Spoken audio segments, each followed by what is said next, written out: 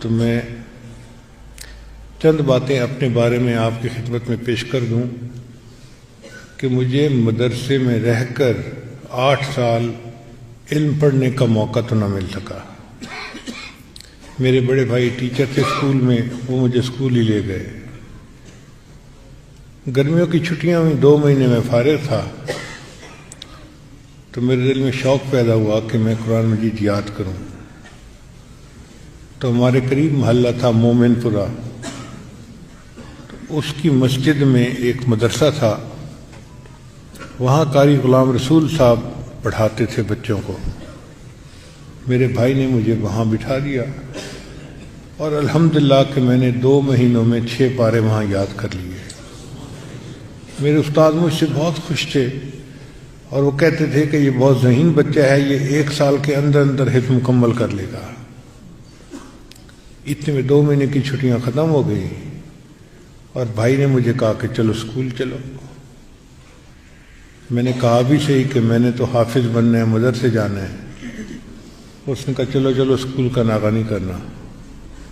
خیر اسکول سے واپس آ کے میں اپنی امی کے سامنے خوب رویا دھویا، امی مجھے تو حافظ بننا ہے اور میرا بڑا بھائی جو ہے یہ مجھے بننے نہیں دیتا۔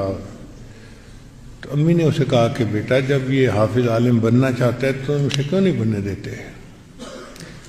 ان کا امی میں نے منع نہیں کیا۔ پھر وہ مجھ سے کہنے لگے کہ تمہارے اسکول میں کتنے مضمون ہیں؟ اس زمانے میں 8 مضمون ہوتے تھے۔ میں نے کہا 8 مضمون ہیں۔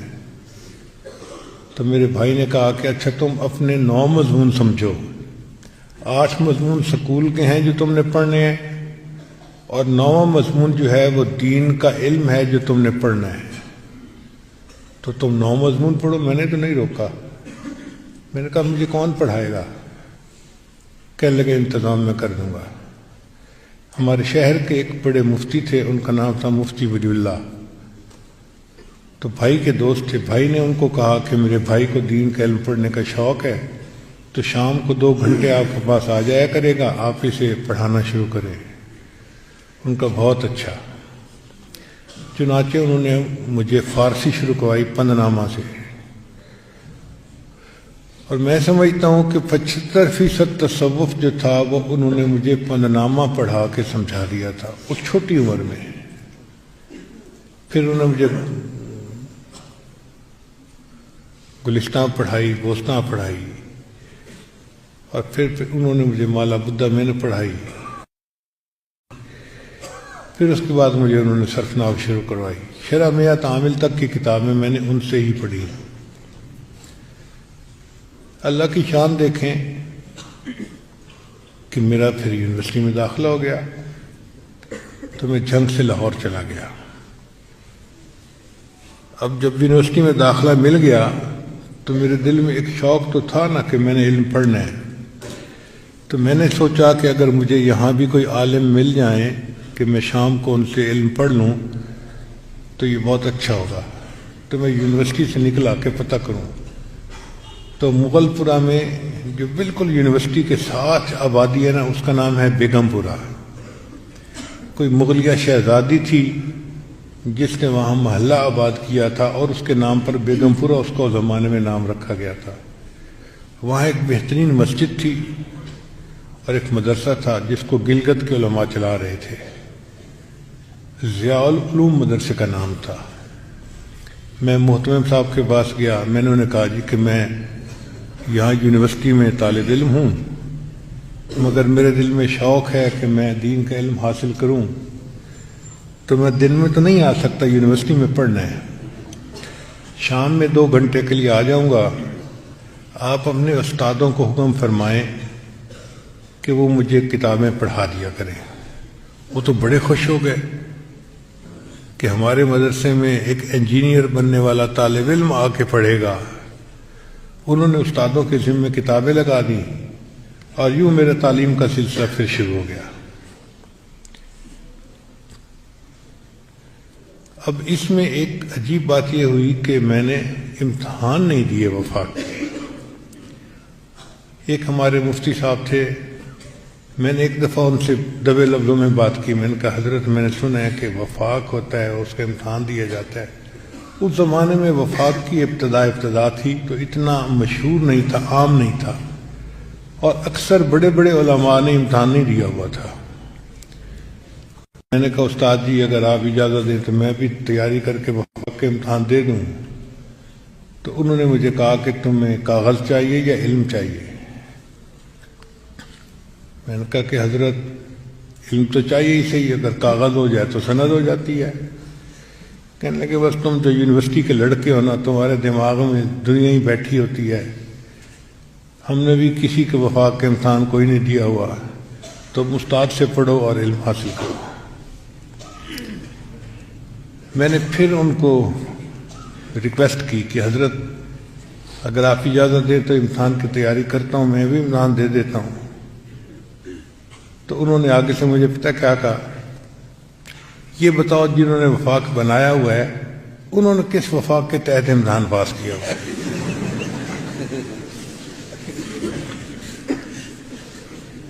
پھر انہوں نے مجھ سے پوچھا کہ تمہارے پیر صاحب نے کس وفاق کے امتحان پاس کیا؟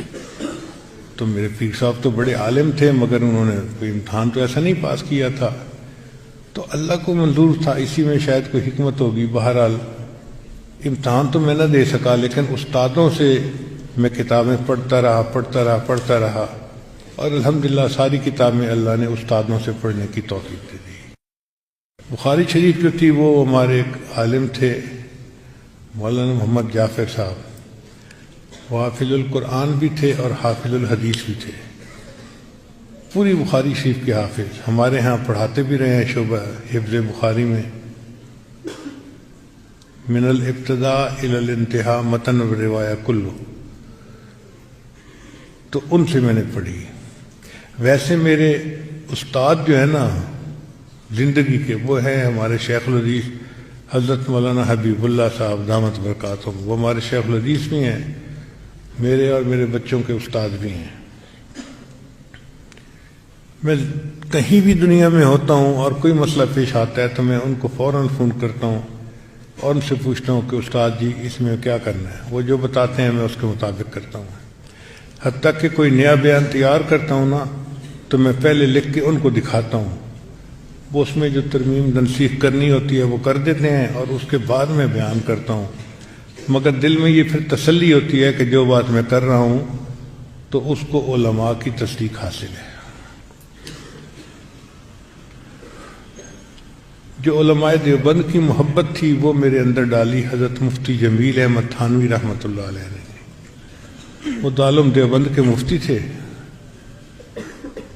میرے شیخ تھے حضرت سید وہاب حسین شاہ رحمۃ اللہ، وہ کراچی میں تھے۔ تو میں نے ایک مرتبہ ان سے فون پہ پوچھا کہ حضرت مجھے اگر مسئلہ کوئی پوچھنا ہو تو میں کس سے پوچھوں؟ تو انہوں نے ان کا نام بتایا کہ جامعہ اشرفیہ میں مفتی جمیل احمد تھانوی ہیں، ان کے پاس چلے جایا کرو۔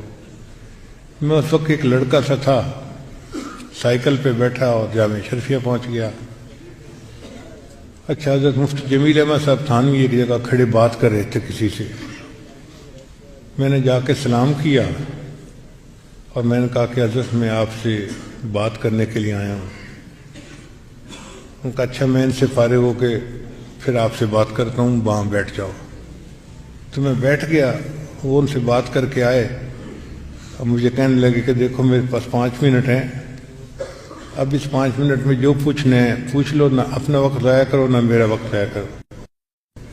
تو میں تو حیران ہو گیا کہ یہ بڑے جلالی بزرگ ہیں بھائی، کہ جو ابھی سے کہہ رہے ہیں 5 منٹ ہیں، نہ اپنا وقت ضائع کرو نہ میرا وقت ضائع کرو۔ میں نے ان سے ایک سوال پوچھا، میں نے کہا حضرت میرا دل چاہتا ہے کہ میں سر کے بالوں سے لے کے پاؤں کے ناخنوں تک ایک ایک سنت پر عمل کروں، مگر کس میں کیا سنت ہے مجھے اس کا پتہ نہیں ہے، تو میں آپ سے پوچھنے آیا ہوں، آپ بتاتے جائیں گے، میں عمل کرتا جاؤں گا اور میں سنت کا نمونہ بننا چاہتا ہوں۔ اچھا، اس سوال کو سن کے نا ان کے چہرے پہ مسکراہٹ آ گئی اور انہوں نے تقریباً 1.5 گھنٹہ مجھے سمجھایا کہ اتباع سنت کیا ہوتی ہے، اور کچھ سنتیں عادات ہوتی ہیں، کچھ فلاں ہوتی ہیں، کچھ فلاں ہوتی ہیں۔ تو پھر مجھے فرمانے لگے کہ تم نے معیاری سوال پوچھا ہے، اب جب کبھی کوئی بات پوچھنی ہو آ کے دارالافتاء میں اس کونے میں بیٹھ جایا کرو، میں تمہیں دیکھ لوں گا اور جب فارغ ہوں گا تو اشارے سے بلا لیا کروں گا۔ تو پھر میرا معمول بن گیا، میں جاتا تھا کونے میں بیٹھ کے اپنا ذکر مراقبہ کرتا رہتا تھا۔ حضرت جب فارغ ہوتے تھے تو اشارہ کرتے تھے تو میں ان کے پاس جا کے کبھی 1 گھنٹہ، کبھی 2 گھنٹے، کبھی 3 گھنٹے۔ حضرت مفتی جمیل احمد تھانوی رحمۃ اللہ علیہ نے میری اصل تربیت کی تھی، اور علماء دیوبند کی محبت انہوں نے میرے اندر ڈالی تھی۔ ایک مرتبہ میں نے بات کرتے ہوئے کہا کہ بس میں گیا اور میں نے روٹی ووٹی کھائی اور چلے۔ ارے تم نے کیا کہا؟ میں نے پھر فکرہ دہرایا کہ میں گیا اور روٹی ووٹی کھائی اور یہ کیا۔ کہنے لگے روٹی تو وہ ہوئی جو کھاتے ہیں، یہ ووٹی کیا ہوتی ہے؟ اب میں چپ۔ تو کہنے لگے کہ اس کا مطلب یہ کہ تمہیں فالتو بولنے کی بھی عادت ہے۔ اور پھر انہوں نے اور بات کہی، کہنے لگے کہ یہ میرے کہنے پر تمہیں پتہ چلا، تمہیں خود نہیں سنا تم نے کیا لفظ بولا ہے؟ اور میں چپ کر کے بیٹھا ہوا۔ پھر انہوں نے اور عجیب بات کی، مجھے کہنے لگے لڑکے تمہارے کان تمہارے منہ سے اتنا قریب ہیں، اگر منہ سے نکلی بات تمہارے اپنے کان نہیں سن رہے تو جن کے سامنے تم کبھی تقریر کرو گے ان کے کان تو بہت دور ہوتے ہیں، وہ تمہاری بات کیا سنیں گے؟ تو تب مجھے احساس ہوا کہ واقعی بندے کو اپنی بات خود بھی سننی چاہیے۔ تب مجھے سچ اور جھوٹ کی فرق کا پتہ چلا، غیبت سے بچنے کی اہمیت کا اندازہ ہوا۔ اس طرح انہوں نے ایک ایک بات کو مطلب لے کے اس کی اصلاح کی اور میری بگڑی ہوئی عادات کو انہوں نے ٹھیک کرنا شروع کیا۔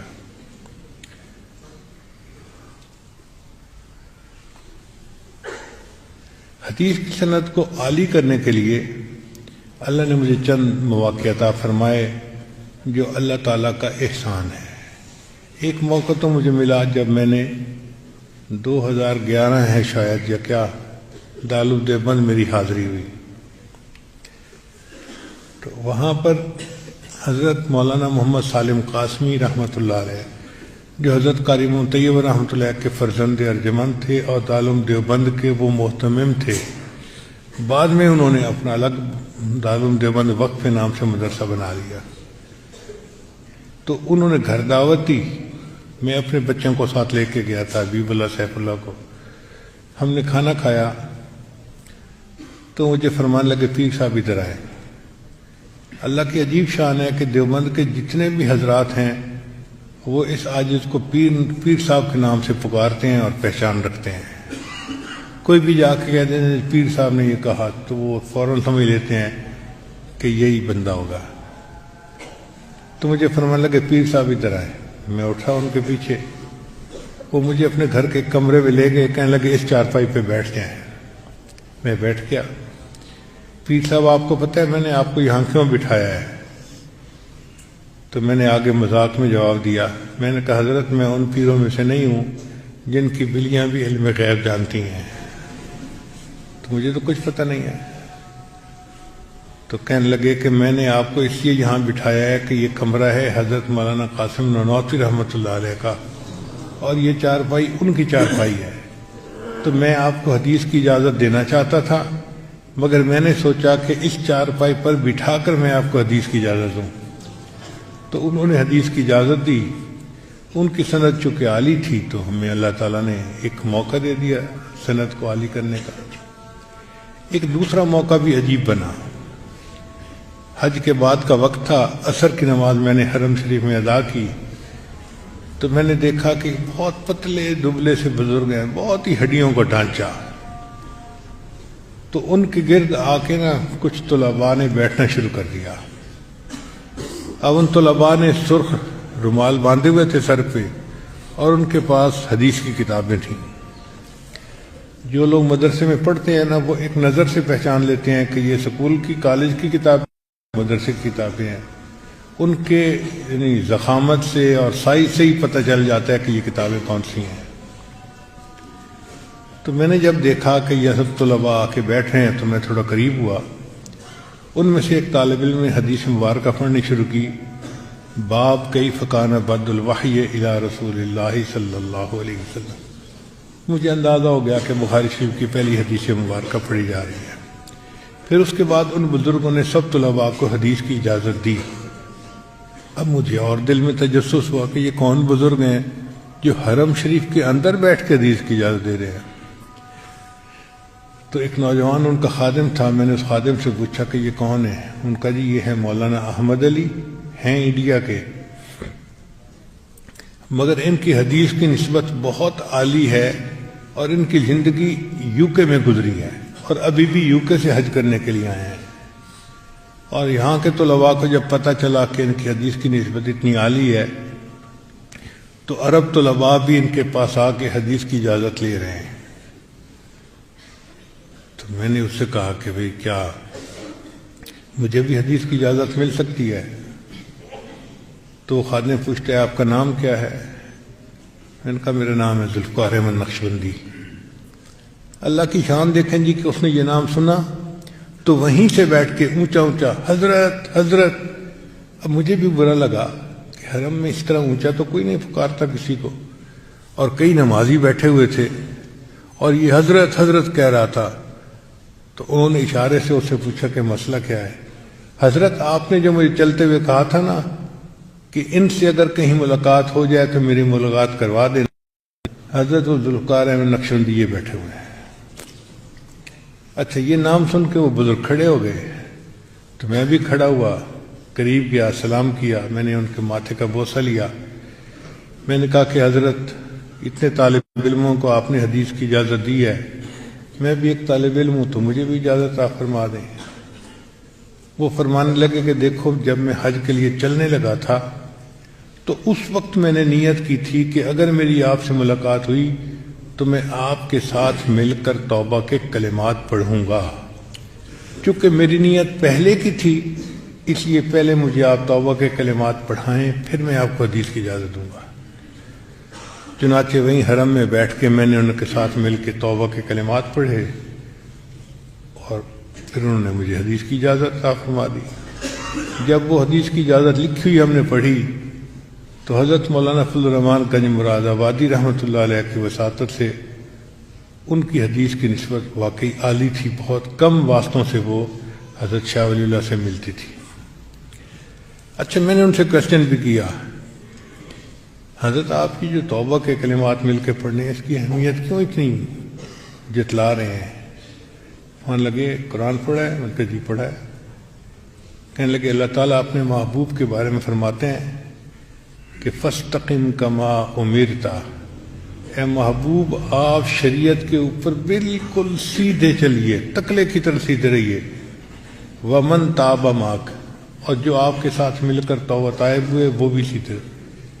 فرمایا کہ صحابہ کی بہت صفات تھیں، اللہ کسی اور صفت کا تذکرہ فرما سکتے تھے لیکن اللہ نے قرآن مجید میں خاص طور پہ مینشن کیا کہ آپ بھی اس پر عمل کیجئے اور جنہوں نے آپ کے ساتھ مل کر توبہ کے کلمات پڑھے وہ بھی اس پر عمل کریں. تو اس آیت سے پتہ چلتا ہے کہ یہ توبہ کے کلمات کسی کے ساتھ مل کر پڑھنا برکت کا باعث ہوتا ہے. اس لیے میرا شوق تھا کہ میں توبہ کے کلمات مل کے پڑھوں. یہ انہوں نے اس وقت کی تفصیل بتائی. پھر ایک تیسری سند وہ ہمیں اس طرح ملی کہ ہم لوگ تھے ترکی میں، استنبول میں. تو کسی نے ہمیں بتایا کہ جی یہاں پھر ایک بڑے عالم گزرے ہیں، علامہ زاہد الکوثری رحمۃ اللہ علیہ. یہ ایسے عالم تھے کہ عرب لوگ بھی ان کے علم کی علمیت کو مانتے تھے اور انہوں نے احناف کے اوپر بڑی کتابیں لکھی ہیں، بلکہ وکیل احناف سمجھے جاتے ہیں. ان کے ایک آخری شاگرد وہ وہاں پہ موجود تھے استنبول میں.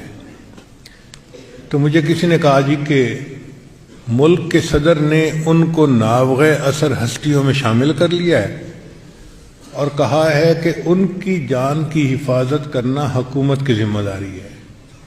چنانچہ 5-7 ڈاکٹروں کی ڈیوٹی ہے، وہ ہر وقت ان کے ساتھ رہتے ہیں، کیا کھانا ہے، کیا پینا ہے، کیا دوائی لینی ہے اور کس سے ملنا ہے اور کس سے نہیں ملنا، یہ سب ان ڈاکٹروں کی ذمہ داری ہے.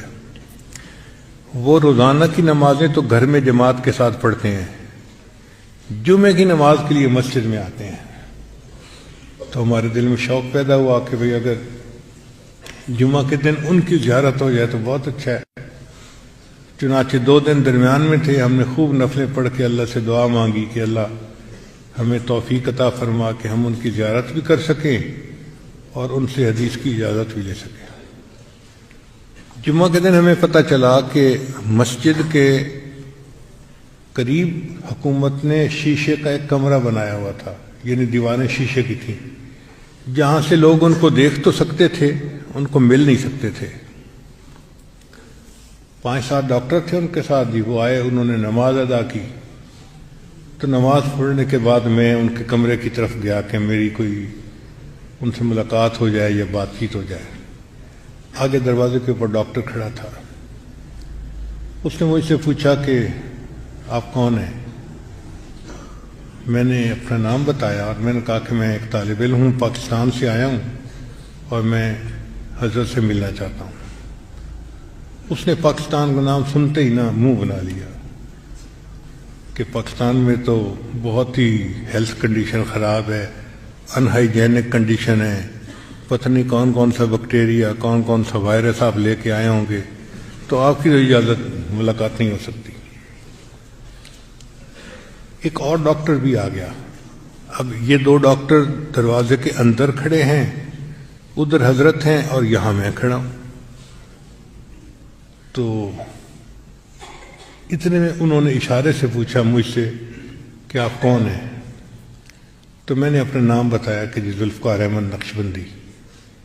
اللہ کی شان کہ انہوں نے یہ نام پہلے سے کہیں سنا ہوا تھا۔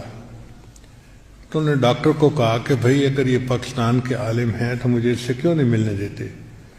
اس نے کہا جی حکومت نے ہماری ڈیوٹی لگائی ہوئی ہے، ہم نے آپ کو بیماریوں سے بچانا ہے، اور یہ بندہ تو ایسے ملک سے آیا ہے کہ جہاں بہت ہی بری حالت ہے صحت کی، تو پتہ نہیں کون کون سا بیکٹیریا اور وائرس یہ لے کے آیا ہے، تو ہم تو اجازت نہیں دے سکتے۔ تو جب انہوں نے یہ کہا تو ان بزرگوں نے اس ڈاکٹر کو کہا کہ دیکھو اگر اس کو ملنے سے میری موت کل کی جگہ آج ہوتی ہے نا تو میں مرنے کو تیار ہوں۔ اب یہ ایسا جواب تھا کہ ڈاکٹر آگے کچھ کر نہیں سکتے تھے، چنانچہ انہوں نے مسافر کے لیے آگے ہاتھ بڑھایا اور میں نے بھی ہاتھ آگے بڑھایا، تو 2 ڈاکٹر درمیان میں تھے، مگر ہم نے مسافرت بھی مل گئی۔ اور اس موقع پہ میں نے انہیں کہا کہ حضرت میں ایک طالب علم ہوں، آپ مجھے حدیث کی اجازت دے دیجیے۔ تو کھڑے کھڑے انہوں نے حدیث کی اجازت دی۔ بعد میں انہوں نے کتاب پرنٹ کی بھی دی، وہ جب ہم نے دیکھی تو واقعی علامہ زاہد القوسی رحمۃ اللہ علیہ کی حدیث کی سند کافی عالی تھی۔ اللہ نے ہمیں یہ بھی موقع عطا فرمایا۔ آخری بات اور بتا دوں، 3 سال پہلے ازبکستان کی حکومت نے دنیا کے مختلف مشائخ کو بخارا دعوت دی، تو پاکستان کی طرف سے میں بھی گیا، اور میں جاتے ہوئے اپنے دونوں بیٹوں کو بھی ساتھ لے کے گیا کہ میں ان کو سمرقند اور بخارا لے جاؤں اور وہاں بزرگوں کی جگہوں کو دکھاؤں گا۔ ہم لوگ بخارا کے ہوٹل میں بیٹھے ہوئے تھے کہ بخارا کے ایک عالم تھے، وہ مجھے ملنے کے لیے آئے، مجھے کہنے لگے حضرت شام کے ایک عالم ہیں جن کی حدیث کی سند بہت عالی ہے، اور اس وقت بخارا کے جتنے علماء ہیں سب ان کے کمرے میں جا رہے ہیں حدیث کی اجازت لینے کے لیے، وہاں رش لگا ہوا ہے، تو میں تو ابھی وہیں تھا، اٹھ کے ابھی آپ کے پاس آیا ہوں۔ تو میرے دل میں شوق پیدا ہوا کہ جب ان کی حدیث کی سند اتنی عالی ہے کہ بخارا کے علماء کا رش لگا ہوا ہے تو ہم بھی جائیں۔ تو میں نے اپنے ساتھیوں کو کہا کہ بھئی ویل چیئر نکالو اور مجھے ان کے پاس لے جاؤ۔ ہمارے ایک دوست ہیں مصطفیٰ کمال صاحب، مکہ مکرمہ میں رہتے ہیں، وہ مجھے کہنے لگے حضرت جانے کی ضرورت نہیں ہے۔ میں نے پوچھا کیوں؟ کہنے لگے کہ عصر کی نماز مسجد میں انہوں نے میرے ساتھ پڑھی تھی، اور سلام پھرنے کے بعد انہوں نے مجھ سے پوچھا کہ تمہاری نسبت کہاں ہے، تو میں نے آپ کا نام لیا، تو انہوں نے کہا کہ میرا دل بھی چاہتا ہے کہ میں ان سے ملاقات کروں، اگر حضرت کبھی فارغ ہوں تو مجھے فون کر دینا، میں 10 منٹ کے اندر ان کے پاس پہنچ جاؤں گا۔ تو جب انہوں نے خود کہا ہے کہ وہ 10 منٹ میں پہنچ جائیں گے تو پھر ہم ان کو یہیں بلا لیتے ہیں۔ میں نے کہا مصطفیٰ صاحب طلب ہمیں ہے تو حق تو یہ بنتا ہے کہ ہم چل کے جائیں، آپ ان کو فون کر کے کیوں بلا رہے ہیں؟ اس نے کہا جی ہم جائیں گے، وہاں رش لگا ہوا ہے، پتہ نہیں موقع ملتا ہے نہیں ملتا، زیادہ بہتر یہ ہے کہ فون کریں اور ان کو اطلاع دے دیں کہ آپ فارغ ہیں آ جائیں۔ خیر میں خاموش ہو گیا۔ انہوں نے وہیں بیٹھ کے فون کیا، وہ جی 7 منٹ میں وہ ہمارے کمرے میں تشریف لے آئے۔ میں نے ان سے یہی کویسچن پوچھا کہ جی میں نے یہ سنا ہے کہ آپ کی حدیث کی سند بہت عالی ہے، تو آپ کی حدیث کی سند عالی کیسے ہے؟ ان کا کہ میں پاکستان انڈیا جاتا رہتا ہوں، مجھے پتہ ہے وہاں کے جتنے محدثین ہیں ان کے جو واسطے ہیں وہ تقریباً 16-17 کے قریب بنتے ہیں، اور میرا واسطہ علامہ شامی رحمۃ اللہ علیہ کی وساطت سے 14 بنتا ہے اور 15واں میں بنتا ہوں۔ تو جتنے لوگ بھی اتنی عالی سند والے تھے وہ شام کے حالات کی وجہ سے سب شہید ہو گئے۔ اب میں آخری سنی عالم ہوں جو اس وقت زندہ ہوں اور اللہ نے یہ سعادت مجھے عطا کی ہے۔ خیر انہوں نے بھی ہمیں یہ حدیث کی اجازت دی، پھر انہوں نے لکھا ہوا پرنٹ کیا ہوا اپنی کتاب ہمیں دی، تو اس سے ہمیں اندازہ ہوا کہ ان کا تعلق تھا ڈاکٹر عبداللطیف فرفور سے۔ مفتی حضرات جو ہدایہ پڑھتے رہتے ہیں ان کو اندازہ ہے ڈاکٹر عبداللطیف فرفور نے ہدایہ کے اوپر بہت اعلیٰ کام کیا ہے، تو ان کی وساطت سے ان کو علامہ شامی رحمۃ اللہ کے ذریعے سے کم واسطوں سے نبی علیہ السلام کے ساتھ ایک نسبت حاصل تھی، تو انہوں نے بھی حدیث کی اجازت فرما دی۔ بہرحال یہ ساری جو تفصیل آپ کی خدمت میں عرض کر دی یہ صرف اس لیے تھی کہ بتانا یہ مقصد تھا کہ ہم نے استادوں سے پڑھا ہے اور ہمیں ان استادوں سے اجازت حاصل ہے، ورنہ یہ جو غیر مقلد ہوتے ہیں نا یہ بیچارے ٹپکے کے عام ہوتے ہیں۔ عام جو ہوتا ہے نا یہ اپنی نسل کے نام سے بکتا ہے، یہ سندھی ہے، یہ انور لٹول ہے، یہ فلاں ہے، یہ فلاں ہے، اور پیٹی کے اوپر بھی نام لکھا ہوتا ہے کہ یہ فلاں نسل کے عام ہیں۔ لیکن کچھ عام ایسے ہوتے ہیں کہ جن کو پرندے گرا دیتے ہیں، اور جو باغ کا مالک ہوتا ہے وہ ان کو نیچے سے اکٹھا کرتا ہے۔ اب جب نیچے سے اکٹھا کرتا ہے تو ان کی نسل کا پتہ نہیں ہوتا، لہذا وہ ان کو پیٹی میں ڈال کے اوپر لکھ دیتا ہے یہ ٹپکے کے عام ہیں۔ ٹپکے کے عام کا مطلب یہ ہوتا ہے کہ ہمیں ان کی نسل کا نہیں پتہ۔ تو اس لیے میں نے یہ تفصیل عرض کر دی کہ ہم ٹپکے کے عام نہیں ہیں، الحمدللہ جن اساتذہ سے ہم نے پڑھا ہے ہم ان کا نام بھی بتا سکتے ہیں اور ان کے حالات بھی بتا سکتے ہیں، اور ہماری حدیث کی سند ان بزرگوں کے واسطے سے الحمدللہ نبی علیہ السلام تک پہنچتی ہے۔ بہرحال جتنے علماء یہاں موجود ہیں، یا بخاری شریف کے طلباء ہیں یا مشکات شریف کے طلباء ہیں، ان سب حضرات کو اس عاجز کی طرف سے حدیث مبارک کی خدمت آگے کرنے کی اجازت ہے۔ اللہ تعالیٰ ہمیں تقوی و طہارت کے ساتھ دین کی خدمت کے لیے قبول فرمائے۔ وآخر دعوانا ان الحمد للہ رب العالمین۔